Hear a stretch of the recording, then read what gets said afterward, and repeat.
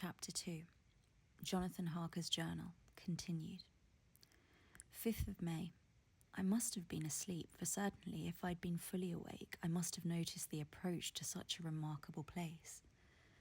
In the gloom, the courtyard looked of considerable size, and as several dark ways led from it under a great round arches, it perhaps seemed bigger than it really is.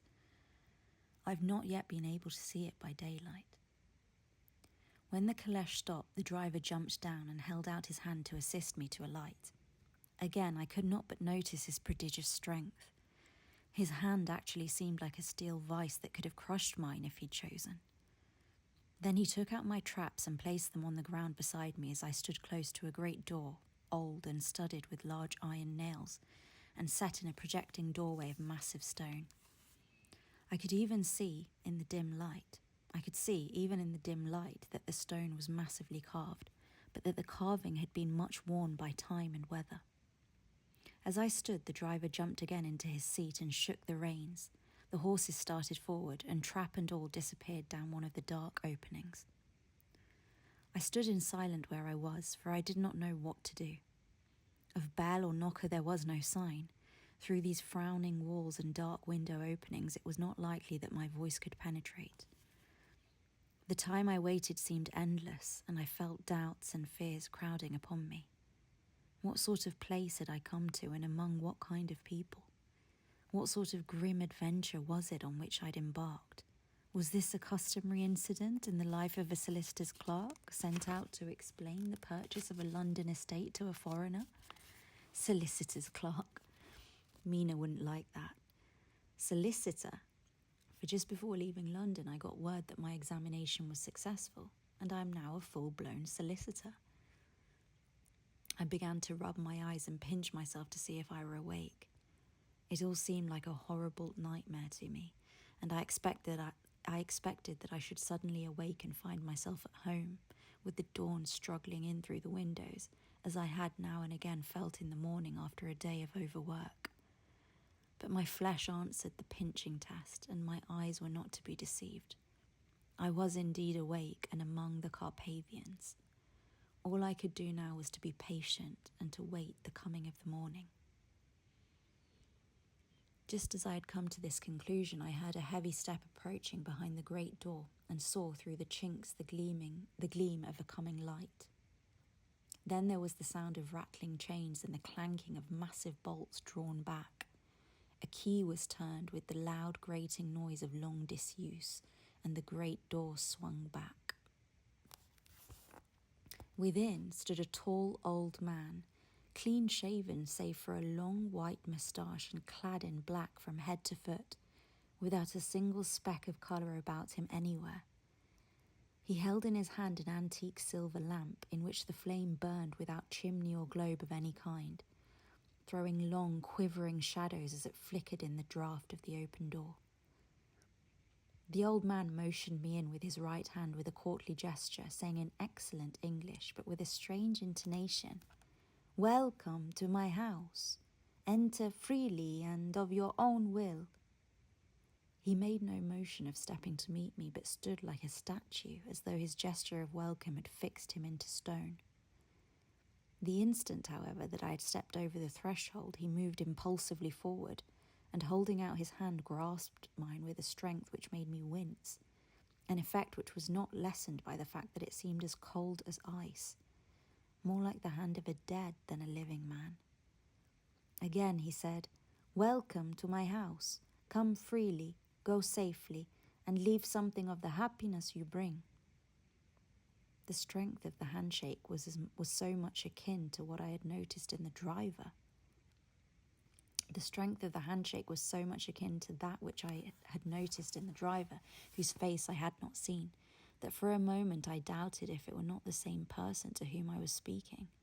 So to make sure, I said interrogatively, "Count Dracula?" He bowed in a courtly way as he replied, "I am Dracula, and I bid you welcome, Mr. Harker, to my house. Come in. The night air is chill, and you must need to eat and rest." As he was speaking, he put the lamp on a bracket on the wall, and stepping out, took my luggage. He had carried it in before I could forestall him.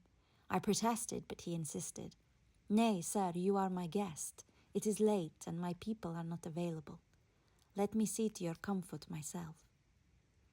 He insisted on carrying my traps along the passage, and then up a great winding stair and along another great passage, on whose stone floor our steps rang heavily.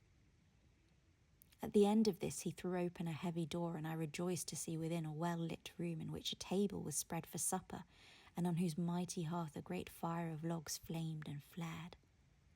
The Count halted, putting down my bags, closed the door, and crossing the room opened another door which led into a small octagonal room lit by a single lamp, and seemingly without a window of any sort.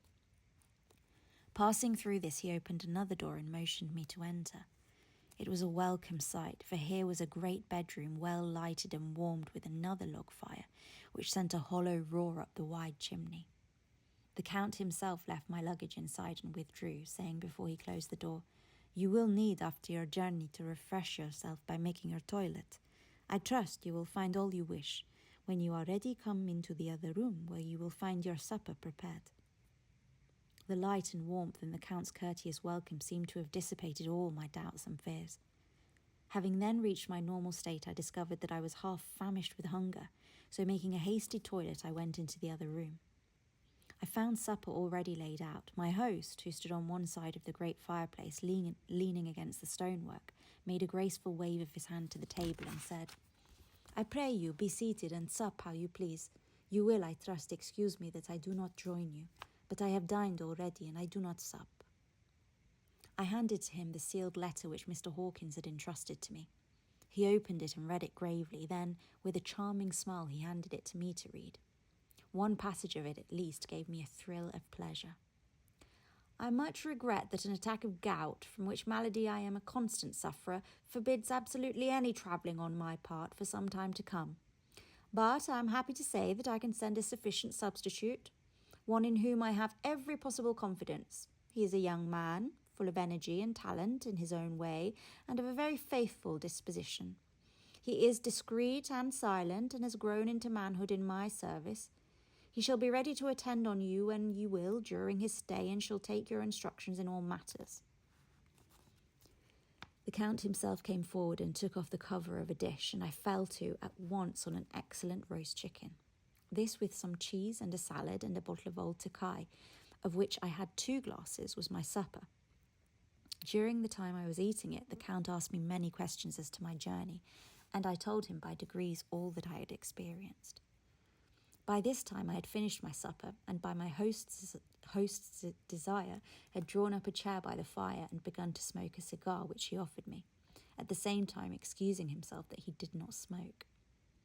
I had now an opportunity of observing him, and found him of a very marked physiognomy.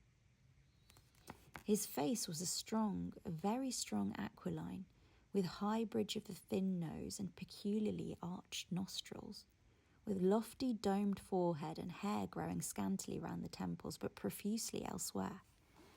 His eyebrows were very massive, almost meeting over the nose, and with bushy hair that seemed to curl in its own profusion. The mouth, so far as I could see it under the heavy moustache, was fixed and rather cruel-looking, with peculiarly sharp white teeth. These protruded over the lips, whose remarkable ruddiness showed astonishing vitality in a man of his years. For the rest, his ears were pale, and at the tops extremely pointed. The chin was broad and strong, and the cheeks firm, though thin. The general effect was one of extraordinary pallor. Hitherto I'd noticed the backs of his hands as they lay on his knees in the firelight, and they had seemed rather white and fine, but seeing them now close to me, I could not but notice that they were rather coarse, broad, with squat fingers. Strange to say, there were hairs in the centre of the palm. The nails were long and fine and cut to a sharp point. As the Count leaned over me and his hands touched me, I could not repress a shudder. It may have been that his breath was rank, but a horrible feeling of nausea came over me, which, do what I would, I could not conceal. The Count, evidently noticing it, drew back, and with a grim sort of smile, which showed more than he had yet done of his protuberant teeth, sat himself down again on one side of the fireplace. On his own side of the fireplace. We were both silent for a while, and as I looked toward the window, I saw the first dim streak of the coming dawn. There seemed a strange stillness over everything, but as I listened, I heard, as if from down below in the valley, the howling of many wolves. The Count's eyes gleamed, and he said, "Listen to them, the children of the night. What music they make." Seeing, I suppose, some expression in my face strange to him, he added, "Ah, sir, you dwellers in the city cannot enter into the feelings of the hunter."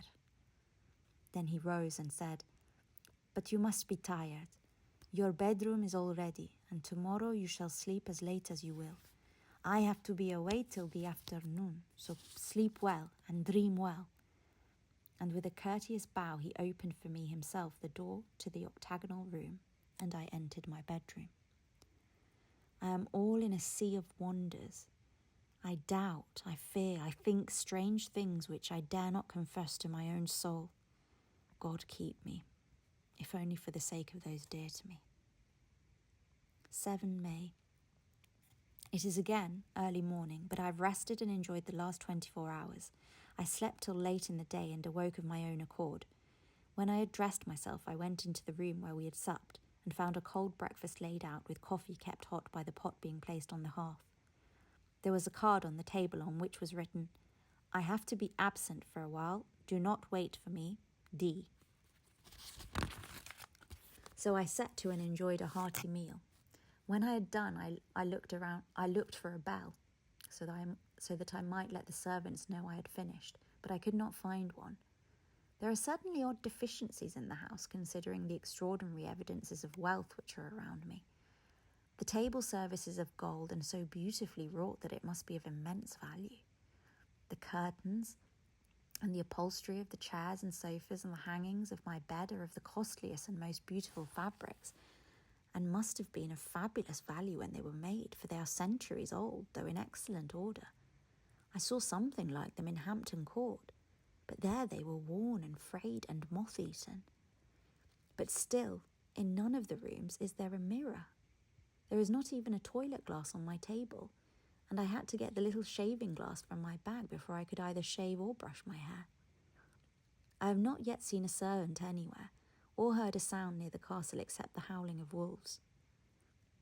When I had finished my meal, I do not know whether to call it breakfast or dinner, for it was between 5 and 6 o'clock when I had it, I looked about for something to read, for I did not like to go about the castle until I had asked the Count's permission. There was absolutely nothing in the room, book, newspaper, or even writing materials, so I opened another door in the room and found a sort of library. The door opposite mine I tried, but found it locked. In the library I found to my great delight a vast number of English books, whole shelves full of them, and bound volumes of magazines and newspapers. A table in the centre was littered with English magazines and newspapers, though none of them were of very recent date. The books were of the most varied kind: history, geography, politics, political economy, botany, geology, law, all relating to England and English life and customs and manners. There are even such books of reference as the London Directory, the Red and Blue books, Whitaker's Almanac, and the Army and Navy lists, and it somehow gladdened my heart to see it, the Law List. Whilst I was looking at the books, the door opened and the Count entered. He saluted me in a hearty way and hoped that I had had a good night's rest. Then he went on, "I am glad you found your way in here, for I am sure there is much that will interest you. These friends," and he laid his hand on some of the books, "have been good friends to me, and for some years past, ever since I had the idea of going to London, have given me many, many hours of pleasure. Through them I have come to know your great England, and to know her is to love her. I long to go through the crowded streets of your mighty London, to be in the midst of the whirl and the rush of humanity, to share its life, its change, its death, and all that makes it what it is. But alas, as yet I only know your tongue through books. To you, my friend, I look that I know it to speak." "But Count," I said, "you know and speak English thoroughly." He bowed gravely. "I thank you, my friend, for your all too flattering estimate, but yet I fear that I am but a little way on the road I would travel. True, I know the grammar and the words, but yet I know not how to speak them." Indeed, I said, you speak excellently. Not so, he answered. Well, I know that. Did I move and speak in your London? None there are who would not know me for a stranger. That is not enough for me. Here I am noble, I am boyar. The common people know me, and I am master. But a stranger in a strange land, he is no one. Men know him not, and to know not is to care not for. I am content if I am like the rest, so that no man stops if he sees me, or pause in his speaking if he hear my words, to say, "Ha ha, a stranger." I have been so long master that I would be master still, or at least that none other should be master of me. You come to me not alone as agent of my friend Peter Hawkins of Exeter, to tell me all about my new estate in London. You shall, I trust, rest here with me a while, so that by our talking I may learn the English intonation. And I would that you tell me when I make an error, even of the smallest in my speaking. I am sorry that I had to be away so long today, but you will, I know, forgive one who has so many important affairs in hand. Of course, I said all I could about being willing and asked if I might come into that room when I chose. He answered yes, certainly, and added, you may go anywhere you wish in the castle except where the doors are locked, where of course you will not wish to go. There is reason that all things are as they are, and did you see with my eyes and know with my knowledge, you would perhaps better understand. I said I was sure of this, and then he went on, we are in Transylvania, and Transylvania is not England. Our ways are not your ways, and there shall be to you many strange things. Nay, from what you have told me of your experiences already, you know something of what strange things here may be. This led to much conversation, and as it was evident that he wanted to talk, if only for talking's sake, I asked him many questions regarding things that had already happened to me or come within my notice. Sometimes he sheered off the subject or turned the conversation by pretending not to understand, but generally he answered all I asked most frankly. Then, as time went on and I got somewhat bolder, I asked him of some of the strange things of the preceding night, as, for instance, why the coachman went to the places where we had seen the blue flames. Was it indeed true that they showed where gold was hidden? He then explained to me that it was commonly believed that on a certain night of the year, last night in fact, when all evil spirits are supposed to have unchecked sway, a blue flame is seen over any place where treasure has been concealed.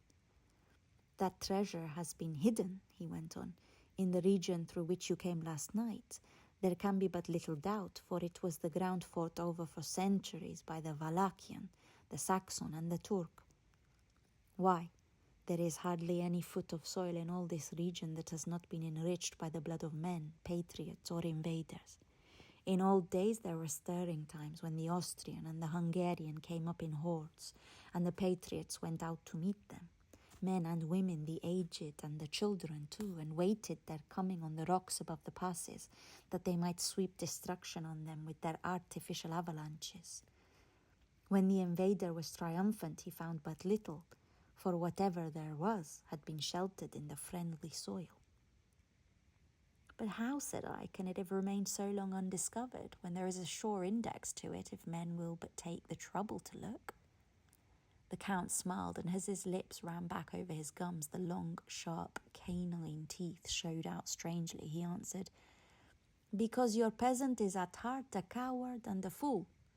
Those flames only appear on one night, and on that night no man of this land will, if he can help it, stir without his doors. And, dear sir, even if he did, he would not know what to do. Why, even the peasant that you tell me of, who marked the place of the flame, would not know where to look in daylight even for his own work. You would not, I dare be sworn, be able to find these places again? There you're right, I said. I know no more than the dead where even to look for them. Then we drifted into other matters. Come, he said at last, tell me of London and of the house which you have procured for me. With an apology for my remissness, I went into my own room to get the papers from my bag. Whilst I was placing them in order, I heard a rattling of china and silver in the next room, and as I passed through, noticed that the table had been cleared and the lamp lit, for it was by this time deep into the dark. The lamps were also lit in the study or library, and I found the Count lying on the sofa, reading of all things in the world, an English Bradshaw's Guide. When I came in, he cleared the books and papers from the table, and with him I went into plans and deeds and figures of all sorts. He was interested in everything and asked me a myriad questions about the place and its surroundings. He clearly had studied beforehand all he could get on the subject of the neighbourhood, for he evidently at the end knew very much more than I did. When I remarked this, he answered, "Well, but my friend, is it not needful that I should?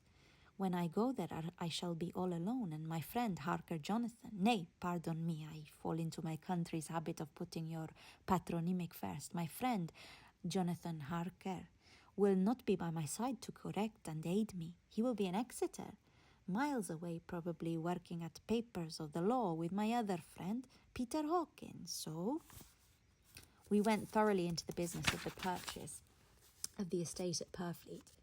When I had told him the facts and got his signature to the necessary papers, and had written a letter with them ready to post to Mr. Hawkins, he began to ask me how I had come across so suitable a place. I read to him the notes which I had made at the time and which I inscribe here. At Purfleet, on a by-road, I came across just such a place as seemed to be required, and where was displayed a dilapidated notice that the place was for sale. It is surrounded by a high wall of ancient structure built of heavy stones and has not been repaired for a large number of years. The closed gates were of heavy old oak and iron, all eaten with rust. The estate is called Carfax, no doubt a corruption of the old Quatre Faces, as the house is four-sided, agreeing with the cardinal points of the compass. It contains in all some 20 acres, quite surrounded by the solid stone wall above mentioned. There are many trees on it, which make it in places gloomy, and there is a deep, dark-looking pond or small lake, evidently fed by some springs, as the water is clear and flows away in a fair-sized stream. The house is very large and of all periods, back I should say to medieval times, for one part is of stone immensely thick, with only a few windows high up and heavily barred with iron. It looks like part of a keep and is close to an old chapel or church. I could not enter it, as I had not the key of the door leading to it from the house, but I have taken with my Kodak views of it from various points. The house has been added to, but in a very straggling way, and I can only guess at the amount of ground it covers, which must be very great. There are but few houses close at hand, one being a very large house only recently added to and formed into a private lunatic asylum. It is not, however, visible from the grounds. When I had finished, he said, "I am glad that it is old and big. I myself am of an old family, and to live in a new house would kill me. A house cannot be made habitable in a day, and after all, how few days go to make up a century. I rejoice also that there is a chapel of old times. We Transylvanian nobles love not to think that our bones may be amongst the common dead. I seek not gaiety nor mirth, not the bright voluptuousness of much sunshine and sparkling waters which please the young and gay. I am no longer young, and my heart, through weary years of mourning over the dead, is not attuned to mirth.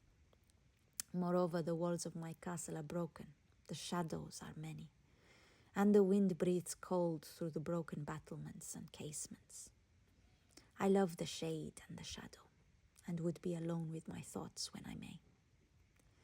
Somehow his words and his look did not seem to accord, or else it was that his cast of face made his smile look malignant and saturnine. Presently, with an excuse, he left me, asking me to put all my papers together. He was some little time away, and I began to look at some of the books around me. One was an atlas, which I found open naturally at England, as if that map had been much used. On looking at it, I found in certain places little rings marked, and on examining these, I noticed that one was near London on the east side, manifestly where his new estate was situated. The other two were Exeter and Whitby on the Yorkshire coast. It was the better part of an hour when the Count returned. "Aha," he said, "still at your books. Good, but you must not work always. Come, I am informed that your supper is ready." He took my arm and we went into the next room, where I found an excellent supper ready on the table. The Count again excused himself, as he had dined out on his being away from home, but he sat as on the previous night and chatted while I ate. After supper I smoked, as on the last evening, and the Count stayed with me, chatting and asking questions on every conceivable subject, hour after hour. I felt that it was getting very late indeed, but I did not say anything, for I felt under obligation to meet my host's wishes in every way. I was not sleepy, as the long sleep yesterday had fortified me, but I could not help experiencing that chill which comes over one at the coming of the dawn, which is like in its way the turn of the tide. They say that people who are near death die generally at the change to the dawn or at the turn of the tide. Anyone who has, when tired and tied, as it were, to his post, experienced this change in the atmosphere can well believe it. All at once we heard the crow of a cock coming up with preternatural shrillness through the clear morning air. Count Dracula, jumping to his feet, said, "Why, there is morning again. How remiss I am to let you stay up so long. You must make your conversation regarding my dear new country of England less interesting, so that I may not forget how time flies by us." And with a courtly bow he left me. I went into my own room and drew the curtains, but there was little to notice. My window opened into the courtyard. All I could see was the warm grey of quickening sky. So I pulled the curtains again and have written of this day. 8 May. I began to fear as I wrote in this book that I was getting too diffuse, but now I am glad that I went into detail from the first, for there is something so strange about this place and all in it that I cannot but feel uneasy. I wish I were safe out of it, or that I had never come. It may be that this strange night existence is telling on me, but would that that were all. If there were anyone to talk to, I could bear it, but there is no one. I have only the Count to speak with, and I fear I am myself the only living soul within the place. Let me be prosaic so far as facts can be. It will help me to bear up, and imagination must not run riot with me. If it does, I am lost. Let me say at once how I stand, or seem to. I only slept a few hours when I went to bed, and feeling that I could not sleep any more, got up. I had hung my shaving glass by the window and was just beginning to shave. Suddenly I felt a hand on my shoulder and heard the Count's voice saying to me, "Good morning." I started, for it amazed me that I had not seen him, since the reflection of the glass covered the whole room behind me. In starting I had cut myself slightly, but did not notice it at the moment. Having answered the Count's salutation, I turned to the glass again to see how I had been mistaken. This time there could be no error, for the man was close to me and I could see him over my shoulder, but there was no reflection of him in the mirror.